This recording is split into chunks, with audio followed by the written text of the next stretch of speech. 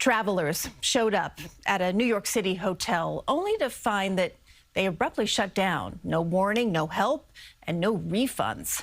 After Mahsa Saeidi's investigation last month, the feds jumped into action. And tonight, she is asking what it means for the hundreds waiting to get paid. The hotel is not here anymore. What? Yeah. Last month, our cameras exclusively captured a surreal scene. 3 New York City LuxUrban hotels suddenly shut down. This one had no workers. Another, with guests still inside, down to just 2 workers. We have no manager here right now. No managers here right now. And you haven't been paid either? It hasn't been paid either, no. Tonight, new documents reveal as we went on air, LuxUrban filed for a Chapter 11 bankruptcy. In documents, the CFO, Michael James, said the company had under $10 million on hand and potentially 5 times the debt. The list of those waiting to get paid long, and it doesn't include Landis Tyndall, who watched our first report.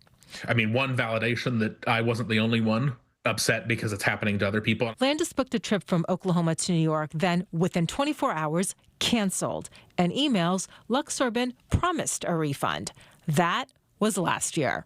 Just like trying to understand, how they keep getting away with these kinds of things. And I don't understand how they were taking bookings and what were they doing with the money.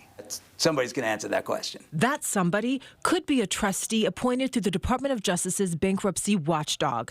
Last week, the DOJ filed this motion asking the court through that trustee to take control of LuxUrban's bankruptcy and business. It's a serious federal intervention and a Chapter 11 case. Citing news reports, the DOJ says a hotel operator that leaves customers stranded and workers allegedly unpaid is untenable and dangerous. Attorney Heath Berger is not connected to the case, but reviewed the docket. How significant is what the trustee is alleging here? Oh, it's very significant. I mean, to see a motion like this done this fast is extraordinary. We called LuxUrban and their attorneys. After days of no response, CFO Michael James emailed me. He said LuxUrban will oppose a federal takeover.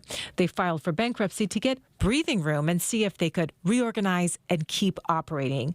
James also explained that he was recently brought in just to prep financial documents. Quote, I was not involved with the operations of the properties.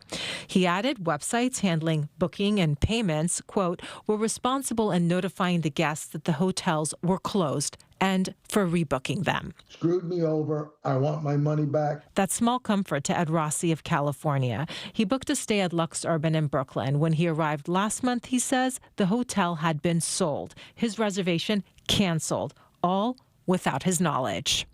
Are regular people going to get their money back? My gut is no.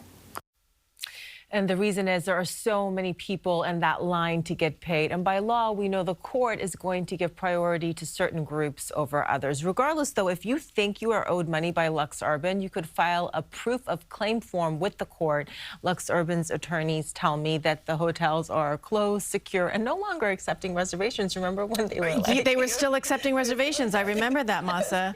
So tell us, who then is going to be responsible for the refunds? Is it the hotel or is it the booking websites? And that is just the central question here. The CFO says it's the booking websites, but after the hotel shut down, remember we went on their website, and of course I didn't put in my credit card information, but it looked like you could still book, and people were telling us they were still booking, so that's going to be a question for the courts. But if a trustee does take over, that means that the current leadership is out, and then you have this independent person in there. So frustrating for those travelers. They were looking to take time off to come here to New York City. Now they're spending more time trying to get their money back. Exactly. All right, Mahsa, thank you for that update. If you have a story idea for Mahsa or our investigative team to look into, scan the QR code there on your screen. Many of your tips do end up on our air.